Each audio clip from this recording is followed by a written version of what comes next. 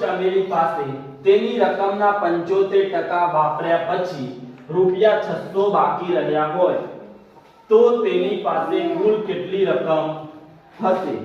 જુઓ, કુલ રૂપિયા બરાબર કેટલા ટકા? 100%.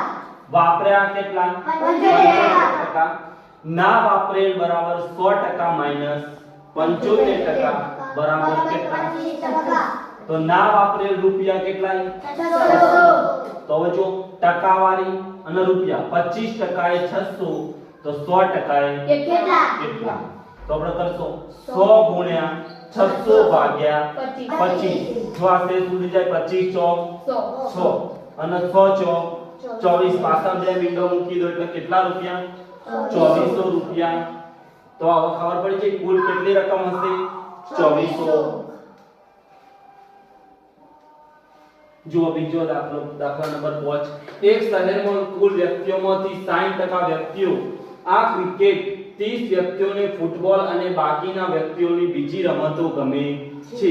તો રમતો પસંદ કરતા વ્યક્તિઓની ટકાવારી કેટલી? જો શહેરમાં કુલ 50 લાખ વ્યક્તિઓ હોય તો પ્રત્યેક રમત પસંદ કરનાર વ્યક્તિઓની કુલ સંખ્યા કેટલી હશે? હવે વાતો કરીએ કે જો શહેરની અંદર શહેરમાં કુલ કેટલા 50 લાખ વ્યક્તિઓ હોય તો પ્રત્યેક રમત પસંદ કરનાર વ્યક્તિઓ ની સંખ્યા કેટલી હોય એ શોધવાનું. તો ક્રિકેટ કેટલા ટકા આપેલું? 60%. ફૂટબોલ આપેલો કેટલા ટકા? 30%.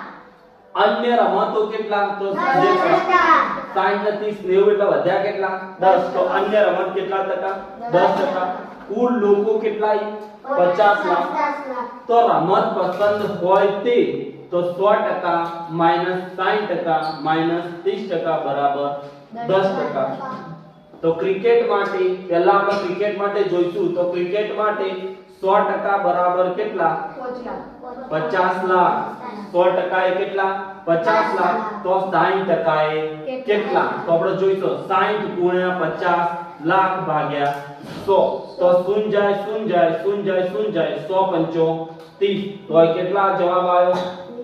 કેટલો જવાબ આવ્યો? 30 લાખ. કેટલો જવાબ આવ્યો? 30 લાખ. તો ક્રિકેટ માટે પૂરું. હવે ફૂટબોલ માટે, તો ફૂટબોલ માટે 100% એ 50 લાખ તો 30% એ કેટલા? તો 30 ગુણ્યા 50 લાખ ભાગ્યા 100. 1 શૂન્ય જાય 1 શૂન્ય જાય 1 શૂન્ય જાય 1 શૂન્ય જાય 3 પંચો 15. તો કેટલો જવાબ વધ્યો? 15 લાખ વ્યક્તિઓ. બરાબર. નેક્સ્ટ, અન્ય રમતો માટે તો 50 લાખના 10